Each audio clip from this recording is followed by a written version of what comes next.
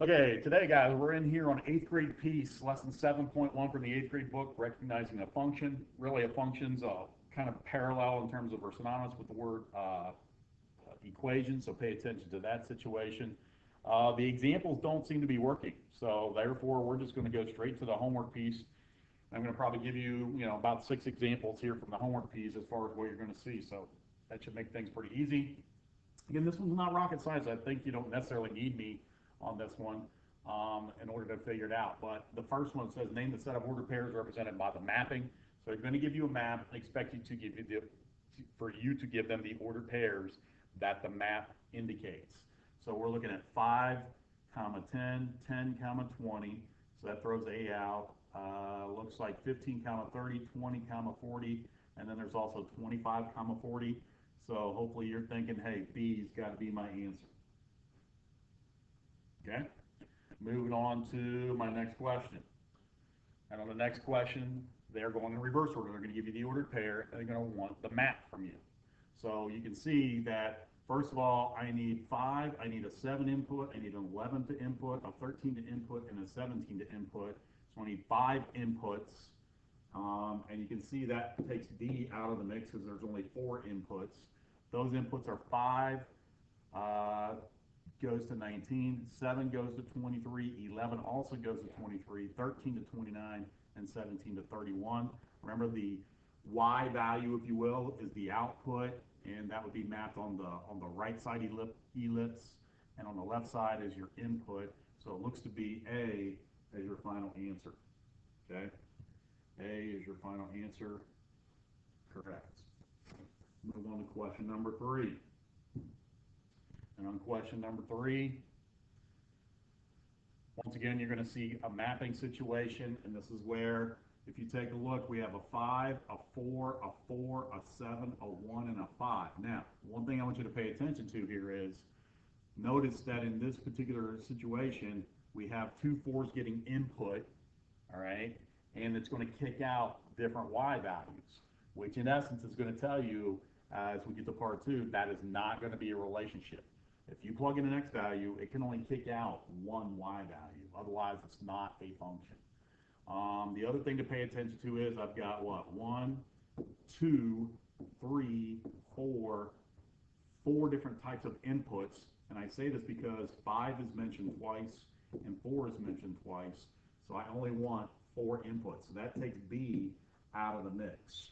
And so you can see 5 maps to 4, it maps to 3. If I'm looking at A, 4 maps to 6 and 4 maps to 8, 7 maps to 7 and 1 maps to 15. So the dude that's your answer here should be A. Correct. Move on. Is it a function? It is not a function because you can see when I plug in 5, I get 2 answers. When I plug in 4, I get 2 answers, and that's a no-no. All right, so it is not going to be a function. All right. Moving on to my next question. Question number 4. And on question number 4, do these represent a function? Once again, if we identify with this picture right here, you see I plug in a 9 and I input a 9 and it kicks out 2 different answers. So no, it cannot be a function. Moving on to my next question.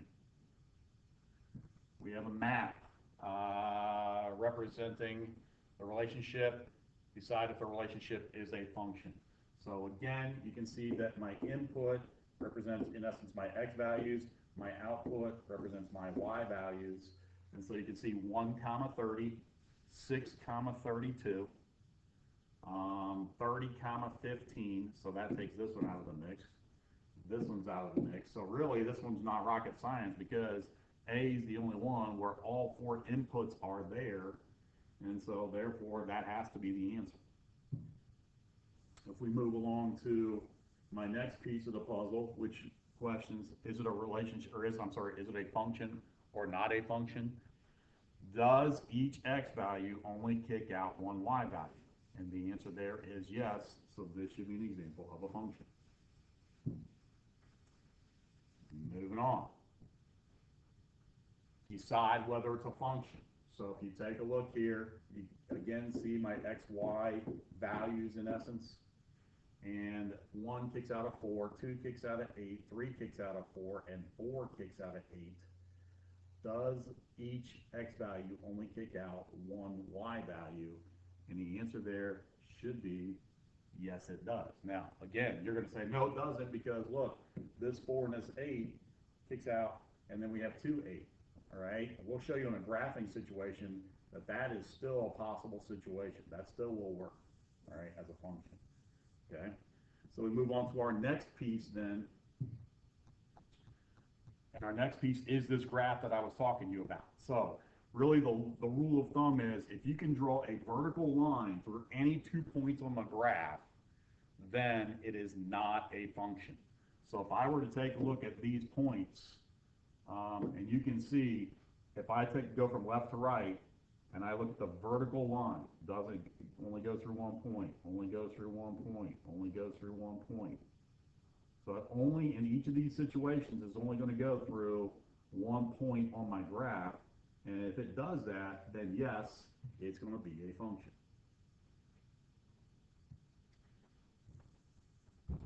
Next up, let's take a look at our last example question from section 1. And in this particular situation, we'll do the same thing. So far it's a function. So far it's a function. Please note on this one though, look, it goes through 2 points on the graph, this dude right here and this dude right here. So no, that is not going to be a function. Okay? All right, we're going to close things up there on 7.1, and we'll move on to 7.2 on this same little video piece. All right, we're back here today with 7.2, representing a function. Again, this is coming from the 8th grade series. Once again, the examples do not appear to be functioning properly. So I'm going to go ahead and kick in some 7.2 homework. Please note, only 12 problems on this one. Says in this particular situation, the value of y is 5 less than x. Represent the relationship using a table, an equation, and a graph. We kind of have done this before. We just didn't call it function. So if I take a look at this situation, if I plug in 0, I get -5. If I plug in 1, I should get what? -6. Value is 5 less. So, sorry, -4. So that means that the ordered pair is going to be what? 1, comma, -4. If I look at the next piece, I plug in 2, and when I plug in a 2, if I plug it into the equation, 5 less than x, I'm going to get what? -3. Might as well go ahead and do this. If I plug in a 3, I'm going to get -2. So I can go ahead and line up my ordered pairs. So I'm at 2, comma, -3, and I'm at 3, comma, -2.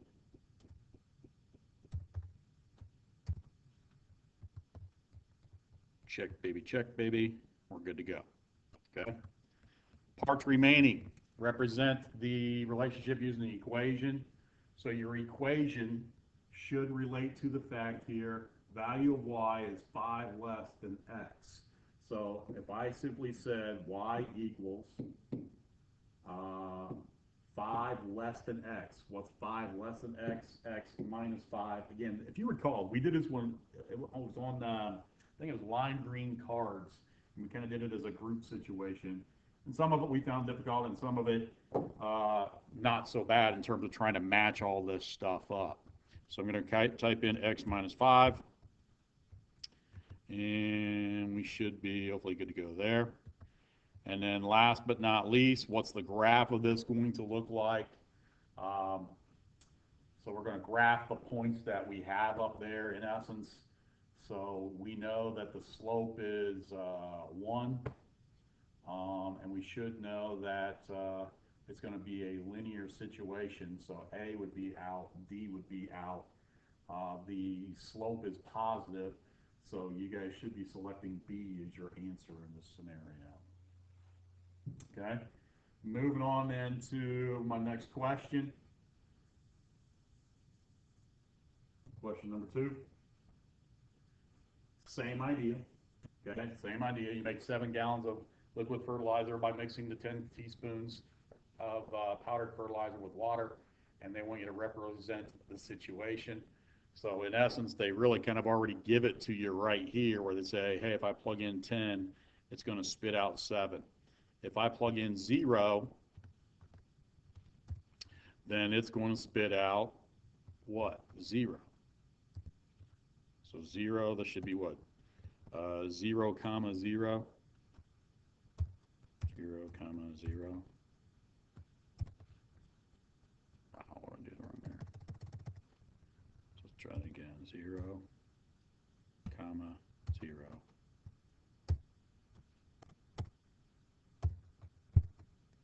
There. All right, moving on here. If I plug in 20, what's it going to kick out? It should kick out 14. If I plug in 30, what's it going to kick out? It should kick out 21. So again, you kind of can think patterns there, assuming that this is going to be, or appearances tell me that this is going to be a linear function is what it's going to be called. 20 comma 14 then. And then that last one should be what? 30 comma 21.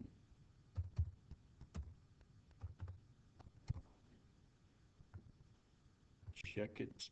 We're good. They're going to want us to give me an equation. So the equation would be y equals, and this one's a little bit more difficult, you can make 7 gallons of fertilizer with 10 teaspoons of water. So if I plugged in 10, it's going to kick out 7. So your equation should be, this is basically the slope in the constant of proportionality, y equals 7/10 x. And I know this because if I plug 10 in for x, I'm going to have 7/10 times 10. Those are going to cross each other out. And so therefore, you're going to be left with 7 as your value. Okay? All right, so what did I say? 7/10 x, and I'd probably say type that as an fraction. So 7/10. I think you guys said here I want to go tab and then x. Yep, we're good to go. Okay. Next up, take a look at the graph for this. Sorry. And the first thing that you should identify with is the fact it's got to be a positive graph. So you can basically nix A because as you go left to right, it's going negative. The other thing that you can do is if you typed in 10, do you go up 7? So we might want to enlarge B here and say, all right, if I go, looks like each line might be worth 10 or 2, 2, 4, 6, 8, 10. If I type in 10, that way I go 2, 4, 6, 8. And so that lines up pretty much with that. If I typed in 20, I should get 14. So that would be 10, 12, 14. That looks like it lines up there. And then if I typed in 30, 22, 24, 26, 28, 30, and that lines up with what, 21. So I'd say B must be your answer. B must be your answer. Okay? Questions there. And again, you can see that they basically have it on the other one backwards almost. So we think it's B, and we're good to go. All right, moving on then to my next question. I'm going to give you as many examples today on this because it's shorter. Use the graph to make a table of values from the function. So if you wanted to enlarge this, you certainly could do that. I'm at -1 when an x value is -1, which would be this point right here. What's the value of y? And you can see it's going to be, what, 4. When I see that the y value is 2, and they're going to ask me what the x value is, so the x value is going to be 0. The x value is 1, and you can see the y value is going to be 1 as well. And then on the line, if I say that the y value is -4, then what is my x value? My x value is 3. Okay? So again, they're going to give you pieces of the table, and you're just going to have to plug in the correct number that is on that line. So 4, 0, 1, and 3. Whoop. What did I do wrong here? So if I typed in -1, I get 4. If I type in 2, +2, my x value is 0. If I type in 1, then this is the one that's wrong right here. Okay. 1, 0 is where I'm at. So go back there, hit 0, and I should be good now. Sorry about that. And then we'll move on to our last example problem, which is problem number 4. And on problem number 4, says we have the equation y = 4x. And again, we would have studied this when we talked about equations, linear equations, y = 4x. And so all we're going to do is we're going to plug in these x values into the equation. And I'll show you the first one here. Y = 4. They want you to plug in -5 for your x value. So that means y = -20. All right, so we're going to do that for every one of those given inputs. So this is going to be -20. If I input -2 into the equation, what am I going to get? I'm going to get -8. If I input 0, I'm going to get 0.